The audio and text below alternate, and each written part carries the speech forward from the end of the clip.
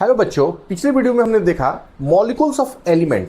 इस वीडियो में हम मॉलिक्यूल्स ऑफ कंपाउंड की बात करेंगे। ठीक है, तो मॉलिक्यूल्स ऑफ एलिमेंट क्या था, क्या पढ़ा था हमने?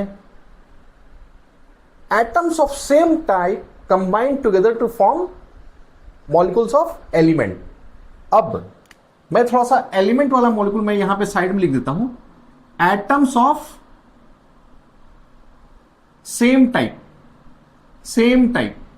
ठीक है, सेम टाइप एटम्स कंबाइन होने से मॉलिक्यूल ऑफ एलिमेंट की फॉर्मेशन होती है। जैसे ऑक्सीजन के मॉलिक्यूल में, O2 के मॉलिक्यूल में आपको केवल O ही मिलेंगे। कंपाउंड के मॉलिक्यूल में क्या होगा? यहां पर कंपाउंड के मॉलिक्यूल के केस में different types of atoms combine होते हैं। ठीक है, जैसे अगर हम वाटर मॉलिक्यूल की बात करें तो यहां पर हमने क्या देखा कि वाटर का मॉलिक्यूल दो डिफरेंट एटम के कॉम्बिनेशन से बना है। ठीक है, हाइड्रोजन एंड ऑक्सीजन ये दोनों डिफरेंट हो गए, तो इसको बोलेंगे हम मॉलिक्यूल्स ऑफ कंपाउंड। तो पहला पॉइंट क्या हो गया आपका? Different combination of different atoms. ठीक है, दूसरा बहुत इंपॉर्टेंट पॉइंट है जो कि this atoms always combines in fixed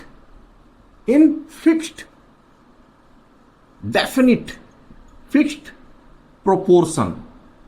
ठीक है, फिक्स्ड प्रोपोर्शन। अब यहां पर एक ट्विस्ट है, एलिमेंट के मॉलिक्यूल्स में और कंपाउंड के मॉलिक्यूल्स में छोटा सा ट्विस्ट है।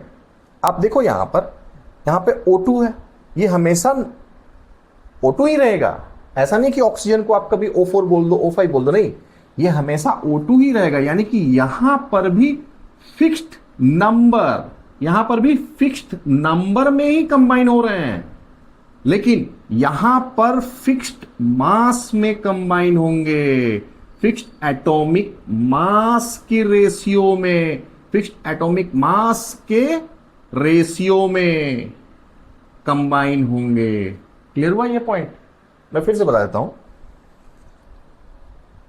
एलिमेंट के केस में जो मॉलिक्यूल बनेंगे वो फिक्स्ड नंबर में कंबाइन होंगे, और जो कंपाउंड की मॉलिक्यूल्स की बात होगी तो वहां पर फिक्स्ड प्रोपोर्शन यानी कि फिक्स्ड एटॉमिक मास के रेशियो में कंबाइन होंगे।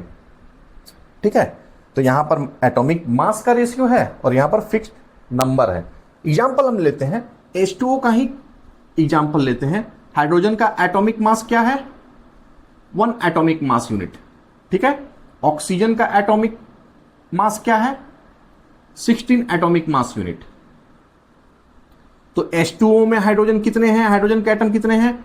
2 हैं। तो इसका 1 + 1 = 2 एटॉमिक मास यूनिट हो जाएगा। और ऑक्सीजन का एटम कितना है? 1, यानी इसका हो जाएगा 16 एटॉमिक मास यूनिट। अब इसकी रेशियो निकालते हैं, H/O निकालते हैं, तो क्या हो जाएगा?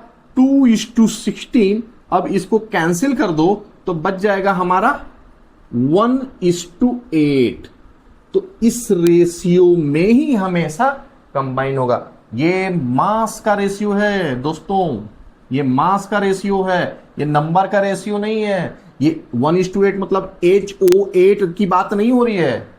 एक हाइड्रोजन और 8 ऑक्सीजन का एटम, तब तो ये पानी नहीं कुछ और ही बन जाएगा। HO8 नहीं है, ये क्या है? ये आपका मास का रेशियो है। अगर आप 2 ग्राम हाइड्रोजन ले रहे हो तो कितना ग्राम ऑक्सीजन उसके साथ कंबाइन होगा, ये सॉल्व करके आप मुझे कमेंट में बताना। और अगर कोई भी डाउट होगा तो मुझे आप वो भी कमेंट करके बताना। Thank you very much.